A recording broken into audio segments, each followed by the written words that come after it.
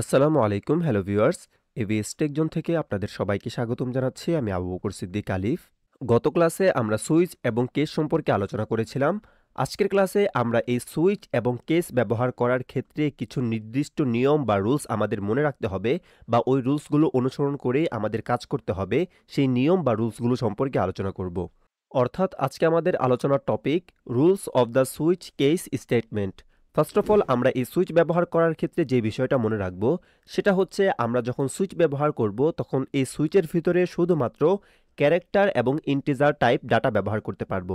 যেমন এখানে বলা হচ্ছে in a switch statement the case value must be of character and integer type. অর্থাৎ সুইচ ব্যবহার করার ক্ষেত্রে আমরা শুধুমাত্র ক্যারেক্টার এবং ইন্টিজার টাইপ ডাটা নিয়ে কাজ করতে পারবো। ফ্লোট, ডাবল এগুলো আমাদের সুইচ ব্যবহার করার ক্ষেত্রে ব্যবহার করা যাবে না। যেমন আমরা যদি আমাদের গতকালকের প্রোগ্রামটার দিকে লক্ষ্য করি, এখানে ইন্টিজার টাইপের এক্স একটা ভেরিয়েবল এবং এই এক্সের ভিতরে 5 আছে এবং পরবর্তীতে আমাদের সুইচ এই এক্স নিয়ে কাজ করতেছে। এখানে এক্সের ডাটা টাইপ কিন্তু ইন্টিজার।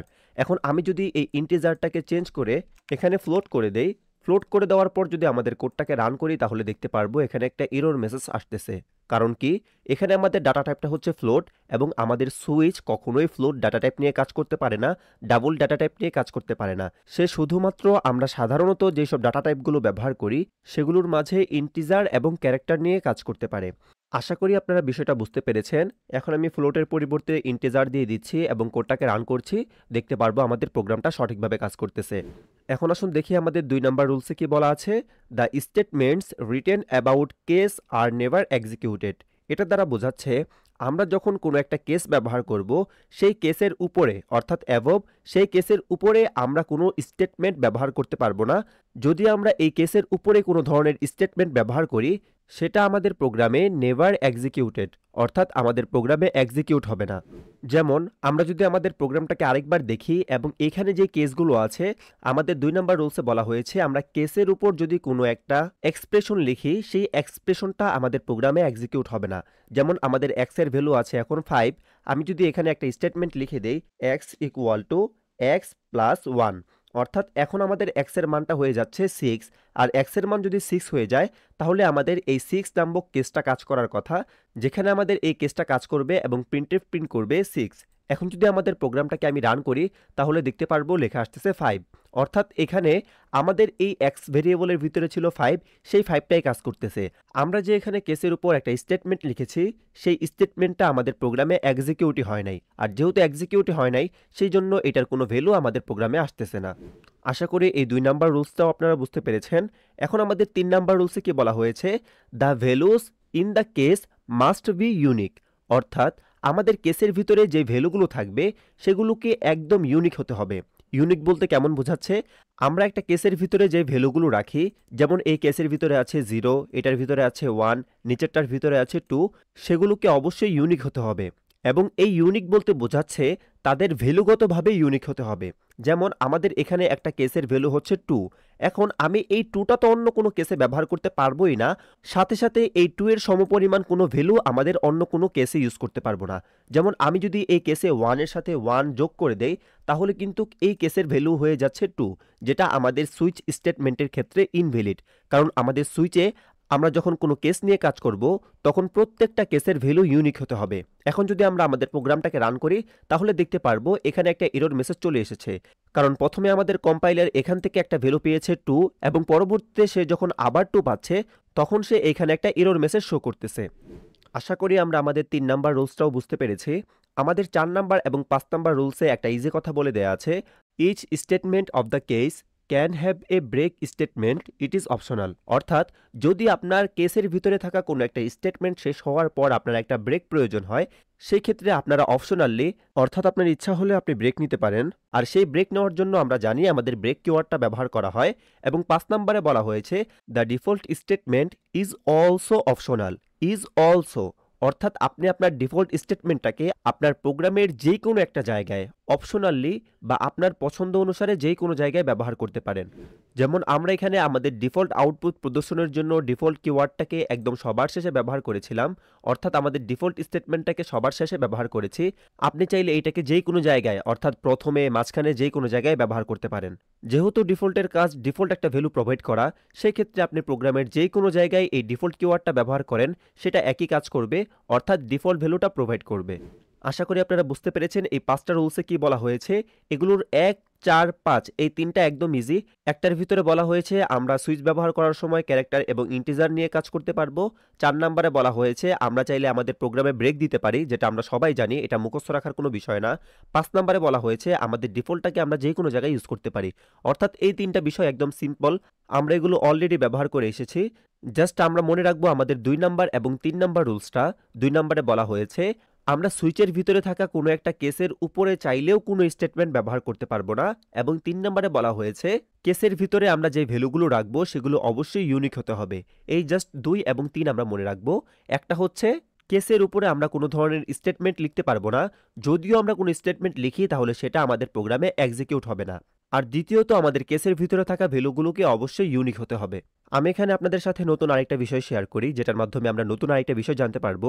সেটা হচ্ছে আমরা চাইলে একসাথে মাল্টিপল কেস নিয়ে কাজ করতে পারি। অর্থাৎ আমাদের যদি একাধিক কেস প্রয়োজন হয় তাহলে একাধিক কেস বা মাল্টিপল কেস নিয়ে আমরা কাজ করতে পারি। সেই ক্ষেত্রে ওই সকল কেসগুলোই একটা নির্দিষ্ট আউটপুট প্রদর্শন করার জন্য বা একটা নির্দিষ্ট স্টেটমেন্ট কন্ট্রোল করার জন্য ব্যবহার করা হবে। যেমন আমরা মনে করি আমাদেরকে বলা হলো write a program that detects vowel and consonants, অর্থাৎ এমন একটা প্রোগ্রাম তৈরি করো যেটার মাধ্যমে ভাওয়েল এবং কনসোনেন্টকে ডিটেক্ট করা যায়। এখন এই প্রোগ্রামটা কিভাবে তৈরি করা যায় সেই প্রসেসটা আমরা গত ভিডিও ক্লাসগুলোতে যখন ইফ ইলসের ব্যবহার দেখেছিলাম তখন একবার দেখেছিলাম। আজকে আমরা সেম প্রোগ্রামটাই তৈরি করব সুইচ কেস ব্যবহার করার মাধ্যমে। বিষয়টা কেমন, আমি প্রথমে এখানে ক্যারেক্টার টাইপের একটা ভেরিয়েবল নিয়ে নিচ্ছি এক্স নামে, যেটার ভিতরে ইউজার আমাদেরকে একটা ক্যারেক্টার বা একটা লেটার দিবে। এখন আমরা প্রিন্টএফ ফাংশন কল করে ইউজারকে বলে দিচ্ছি ইন্টার ইউর লেটার, এবং স্ক্যান ফাংশন কল করার মাধ্যমে ইউজারের কাছ থেকে সেই লেটারটা নিয়ে নিব। সেই জন্য ফরম্যাট স্পেসিফাই হিসেবে %d, $, আমাদের কাজটা শেষ। এখন জাস্ট আমরা এই এক্স নামক ভেরিয়েবলটাকে সুইচের ভিতরে রেখে দিয়ে সেটার উপর বিভিন্ন ধরনের কেস অ্যাপ্লাই করব। সেই জন্য আমি লিখে দিচ্ছি সুইচ, এবং এই সুইচের ভিতরে রেখে দিলাম এক্স ভেরিয়েবলটাকে, এবং এটার ভিতরে যেহেতু আমরা একাধিক কেস নিয়ে কাজ করব সেই জন্য কার্লি ব্র্যাকেট ওপেন করতেছি এবং কার্লি ব্র্যাকেটের ভিতরে আমরা কাজটা করব। আমি লিখে দিচ্ছি কেস যদি হয় এ, তাহলে আমাদের প্রিন্টএফ প্রিন্ট করবে ভাওয়েল। বাট এই ক্ষেত্রে আমরা মাল্টিপল কেস নিয়ে কাজ করব, অর্থাৎ একসাথে একাধিক কেস ইউজ করব। সেজন্য এটাকে আমি এখান থেকে কপি করে নিচ্ছি এবং সেমভাবে এটাকে আমি আবার পেস্ট করে দিচ্ছি। এর দ্বারা কাজ কি করা হচ্ছে, আমরা একসাথে মাল্টিপল কেস ব্যবহার করতে পারতেছি। যেমন এখন যদি আমি এখানে বলে দেই ই, তারপরেরটাতে বলে দেই আই, তারপরেরটাতে বলে দেই ও, তারপরেরটাতে বলে দেই ইউ, অর্থাৎ এই ক্ষেত্রে আমরা এখানে মাল্টিপল কেস ব্যবহার করলাম এবং এই সবগুলো কেসের আন্ডারে আমরা একটা প্রিন্টএফ ফাংশন কল করব, এবং এই একটা প্রিন্টএফের ভিতরে বলে দিচ্ছি যদি এই উপরের সবগুলো কেস সত্য হয় তাহলে আমাদের এই প্রিন্টএফটা প্রিন্ট করবে ভাওয়েল। এখন যদি আমরা আমাদের প্রোগ্রামটাকে রান করি এবং একটা ক্যারেক্টার দিয়ে দেই এ, ইন্টার দেওয়ার পর এখানে কোনো আউটপুট শো করতেছে না, কারণ হচ্ছে হ্যাঁ এখানে আমি ফরম্যাট স্পেসিফায়ার %d দিয়েছি, যেটা ভুল, কারণ আমাদের ক্যারেক্টারের জন্য ফরম্যাট স্পেসিফায়ার হবে %c। এখন যদি আমরা আমাদের প্রোগ্রামটাকে রান করি এবং একটা ক্যারেক্টার দিয়ে দেই, আমি দিয়ে দিচ্ছি ও, ইন্টার দেওয়ার পর লেখা আসতেছে ভাওয়েল, অর্থাৎ আমাদের প্রোগ্রামটা সঠিকভাবে কাজ করতেছে। আমি যদি প্রোগ্রামটাকে আবার রান করি এবং আরেকটা ভাওয়েল দিয়ে দেই, আমি দিয়ে দিলাম আই, ইন্টার দেওয়ার পর লেখা আসতেছে ভাওয়েল। আশা করি বিষয়টা বুঝতে পেরেছেন। এখন এই প্রোগ্রামটাতে হচ্ছে কি, আমাদের এই সকল কেসগুলো কাজ করতেছে এই একটা প্রিন্টএফের জন্য, অর্থাৎ আমরা মাল্টিপল কেস একসাথে নিয়ে কাজ করতে পারি। আশা করি বিষয়টা আপনারা বুঝতে পেরেছেন। এখন আমি আপনাদেরকে একটা কথা বলি, আমি তো এখানে এ ই আই ও ইউ সবগুলো লোয়ার কেস দিয়েছি, বাট ইউজার যদি আপার কেস লেটার দেয় সেই ক্ষেত্রে কিন্তু এই প্রোগ্রামটা কাজ করবে না। এখন আপনাদের কাজ হচ্ছে এই প্রবলেমটা সমাধান করা। এক্ষেত্রে আপনারা কেউই আমার গত ভাওয়েল কনসোনেন্টের যে ভিডিওটা আছে সেই ভিডিও থেকে কোনো ধরনের হেল্প নেবেন না, নিজে নিজে ট্রাই করে দেখবেন যে আপনারা এই সমস্যাটা সমাধান করতে পারছেন কিনা। এক্ষেত্রে আপনারা দুইটা ওয়েতে কাজটা করতে পারবেন। একটা হচ্ছে এখানে আরও 5টা কেস ব্যবহার করতে পারবেন এবং সেই কেসগুলোতে ভাওয়েলের ক্যাপিটাল লেটারগুলো ডিফাইন করে দিতে পারবেন। বাট এটা ছাড়া আরেকটা ওয়ে হচ্ছে ইউজারের দেওয়া লেটারটাকে আপার কেস অথবা লোয়ার কেস যে কোনো একটা কেসে কনভার্ট করার মাধ্যমে এই প্রবলেমটা সমাধান করা। এক্ষেত্রে আপনাদের বিষয়টা মনে আছে কিনা যে কিভাবে কাজটা করতে হয় সেটাই আমি দেখতে চাই। আপনারা যারা কাজটা করতে পারবেন তারা কাজটা করতে পারার পর অবশ্যই সেটা কমেন্ট আকারে জানিয়ে দিবেন। তাহলে আপনারা নিজেরাই বুঝতে পারবেন যে আপনারা যা শিখতেছেন সেগুলো আপনাদের স্মরণে থাকতেছে কিনা। এখন আসেন, ইউজার যদি আমাদেরকে ভাওয়েল ছাড়া অন্য কোনো লেটার দেয় তাহলে সেটা হবে কনসোনেন্ট। আর সেজন্য আমরা কি করব?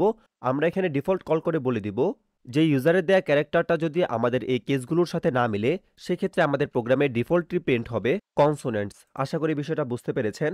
এখন যদি আমরা আমাদের প্রোগ্রামটাকে রান করি এবং একটা কনসোনেন্ট লেটার দিয়ে দেই, আমি দিয়ে দিচ্ছি এস, ইন্টার দেওয়ার পর লেখা আসবে কনসোনেন্টস।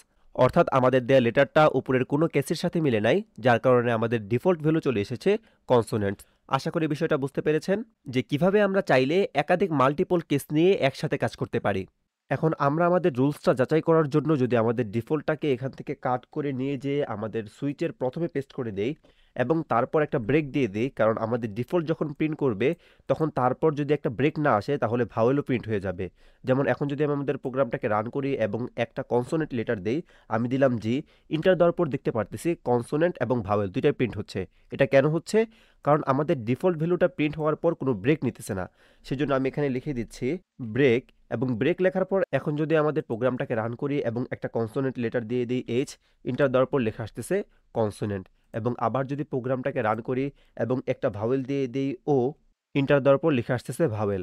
আশা করি বুঝতে পেরেছেন যে আমাদের এই ডিফল্টটাকে আমরা চাইলে যে কোনো জায়গায় ব্যবহার করতে পারি, কারণ এর কাজ শুধুমাত্র ডিফল্ট ভ্যালুটা প্রোভাইড করা। ডিয়ার ভিউয়ার্স, আজকের ক্লাসটা এই পর্যন্তই থাকবে, যেখানে আমরা rules of the switch case statement সম্পর্কে জেনেছি এবং কিভাবে আমরা মাল্টিপল কেস ব্যবহার করতে পারি সেই সম্পর্কেও ধারণা নিয়েছি। আপনারা যারা এই ইম্পর্টেন্ট স্লাইডসগুলো স্ক্রিনশট দিয়ে রাখছেন তাদের জন্য আমি বলবো, আমাদের প্রত্যেকটা ক্লাস শেষে এই স্লাইডগুলো আমরা আমাদের ফেসবুক গ্রুপে পিএনজি ফরম্যাট আকারে পোস্ট করে দেই। আপনারা চাইলে সেখান থেকে ডাউনলোড করে নিয়ে এগুলো সংরক্ষণ করে রাখতে পারেন পরবর্তীতে রিভিশন দেওয়ার জন্য। সকলকে নেক্সট ক্লাস দেখার আমন্ত্রণ জানিয়ে আজকে এখানেই শেষ করছি। আল্লাহ হাফেজ।